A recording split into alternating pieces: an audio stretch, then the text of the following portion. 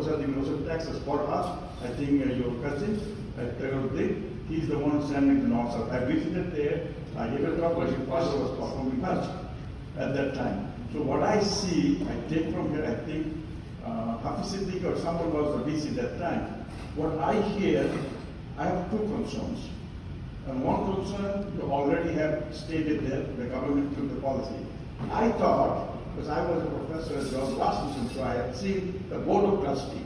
So I really was thinking when we went to north-south, I see someone industrialist, government industry, they are the one of the board of trustees. And unfortunately, I would not going to say it, but they said how to make money. So they would conduct workshops and everybody would be paid. So that was not a good practice. That thing that you said encouraged me.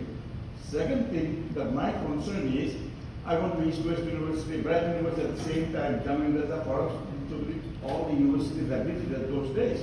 And this was 96. One thing I see that there's a problem with faculty. There's not enough quality faculty. Other thing that I was very surprised, like Dhaka University, Buet and all this, they will give an opportunity to good students to study. But North South, East West, Bragg. And I asked the same question for the Bragg, that how come the good, poor students can come? He said, oh, there's a scholarship. So my question to you, especially, because we know আমাদের স্টুডেন্টরা খুব অনিশন দৃশ্যম আপনার কোশ্চেনটা একটু বলেন question is how would you do to bring the diversity of talents to your university and private universities so they would get the opportunity, because I like to work with the private university more.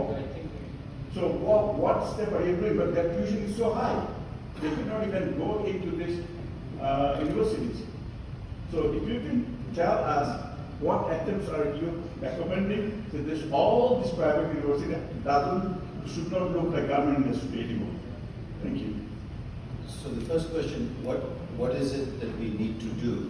I think that the private university associations and the presidents of private universities have to come together and create a charter of way forward and enter into a dialogue with government. If we can get our act together, then we have a much stronger platform to talk to government. Right now what we do is each of us uses our own contacts to reach out to government.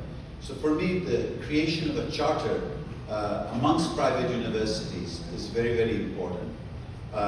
In terms of private universities and making it far more representative of society, so when we came in as the new board, the amount of scholarship that was being given was less than 4%. Right? Government has said at least 6%. So we've immediately pushed it to 6%, and our goal is to achieve 10%. Right? So that's one step that we're doing. But you have to understand that private universities are not going to change the profile to reflect completely the income profile of the nation unless they proactively go at it. So for me, the 10% goal we have set is only the beginning. I want it to go I want it to continuously grow. It's only now that United States, some universities have such endowments that they're able to open up completely, right?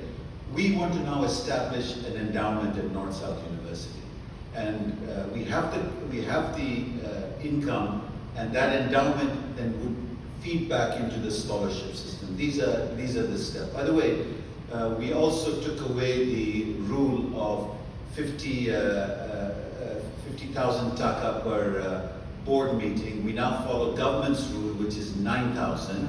But most of us don't take that. What we've done is most of us don't take that money. We collect it and we put it into the scholarship fund. So that is completely changed.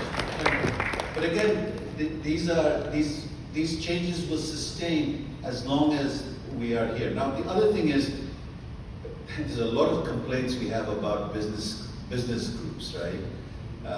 You can say that the Vanderbilts of this world were big change makers, but there are a lot of people who say Vanderbilts of this world also are influencing in very bizarre ways the nation.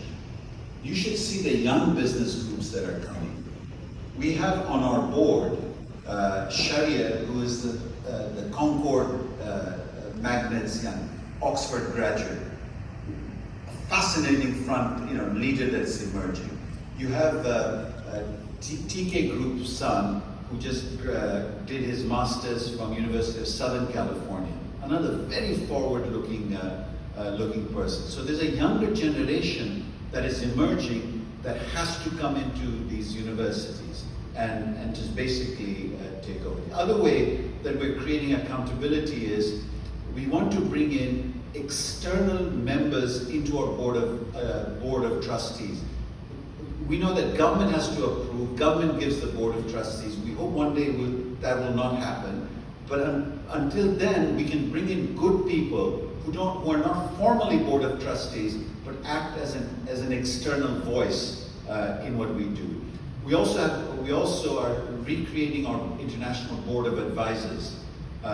When I started at North-South, I was able to bring in my professors from Brown, Stanford, and Harvard. They gave their name to that first year that we were here. We want to recreate that kind of international board so that there is an outside look. Munir Quddus is here. He's one of the architects of North-South University. He helped my father build North-South University. He came from a university in the US, did his work, and he went back. Right? The ability to bring a lot of the Bangladeshis that are currently in US, Europe, and other universities back into the country I think is a very important role that we all play. We are playing, and we will all continue to play. These are ways of strengthening the university system and continuing. But again, as I said, anything can change if it's ad hoc. But if we can establish that relationship with government, that the regulatory framework is out there, there's self-regulation that happens, there's transparency in what we say, it makes a big difference. By the way, I've come here and I've paid my way to this conference. Who paid the hotel. I will not charge North-South University. No, I will charge North-South University. No, I will charge North-South University, but they will put that money aside and put it into the scholarship fund. Right? That's the way we want to change the ethos of the board of Causa. So just because we're a family doesn't mean we're a bad group. Trust me.